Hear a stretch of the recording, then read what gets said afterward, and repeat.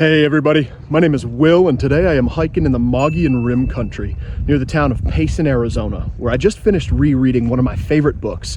It's called Theodore Roosevelt in the Badlands, a young politician's quest for recovery in the American West. Now, Theodore Roosevelt might be one of my favorite US presidents, but that has less to do with anything that he did during his presidency and more to do with the way he lived his entire life. And he did live his life in a truly remarkable way by adhering to a personal philosophy that he called the strenuous life. Now, in an 1899 speech in Chicago, Roosevelt described the doctrine of the strenuous life, which I'm going to try to paraphrase for you here. He said that it was the life of toil and effort, of labor and strife. He believed the highest form of success comes not to the man who desires mere easy peace, but to the man who does not shrink from bitter work and hardship, and through these wins the ultimate splendid triumph. He believed that it was hard to fail, but it was harder still to have never tried to succeed, for in this life we get nothing save by effort.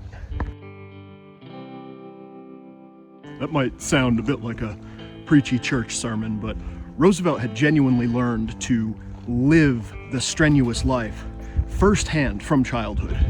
He was born severely asthmatic to the point that as a young child, his parents genuinely worried for his life.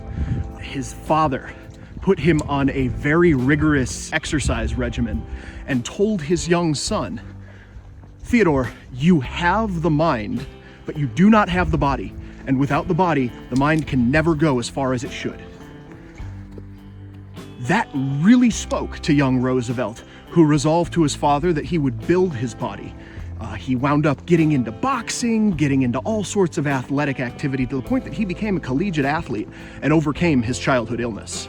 And for a while, it seemed like the hard physical and academic work of Roosevelt's youth was really paying off for him. He had a meteoric rise in his professional career after he graduated college.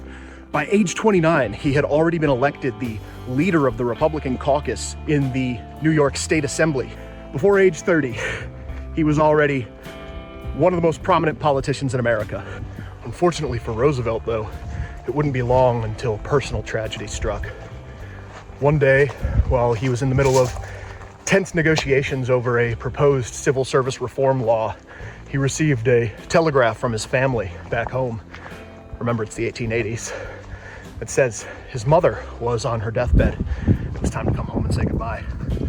Roosevelt very quickly boarded a train from the state capitol in Albany back to his hometown in New York City, and was getting ready to be with his mother, say last words.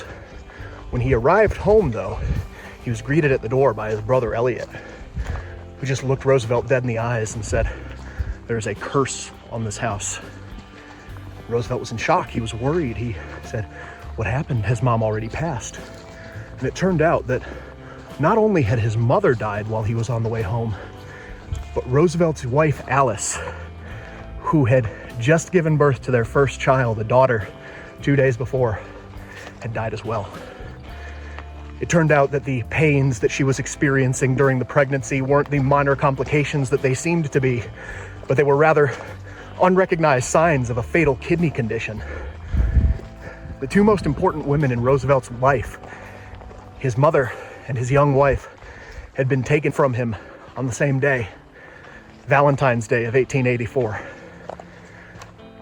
Roosevelt usually kept a very detailed personal diary on a daily basis, pages upon pages of what he did, who he saw, conversations he had had. But on February 14th, 1884, he just put X on the page in one sentence.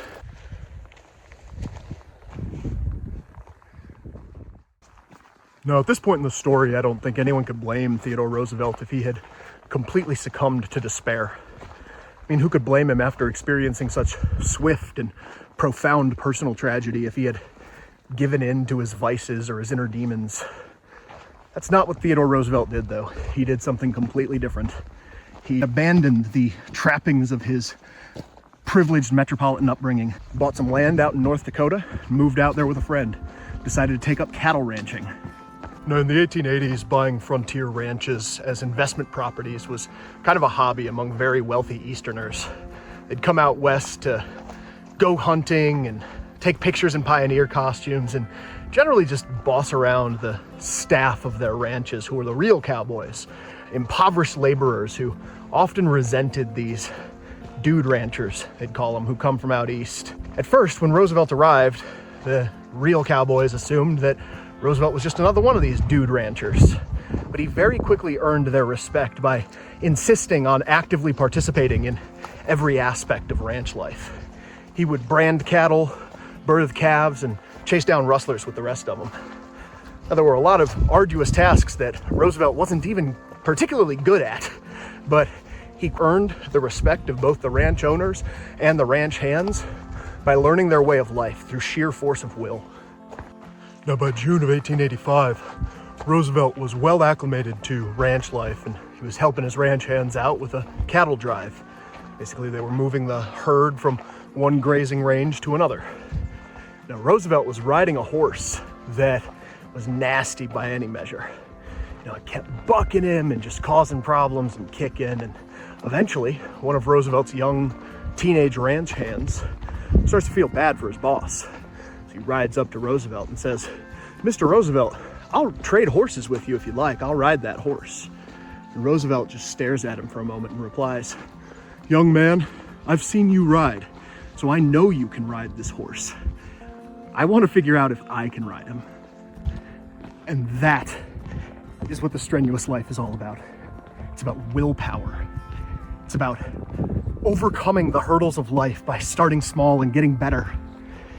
It's about rejecting the voices that encourage you to seek fulfillment through commercial indulgence and slothful ease.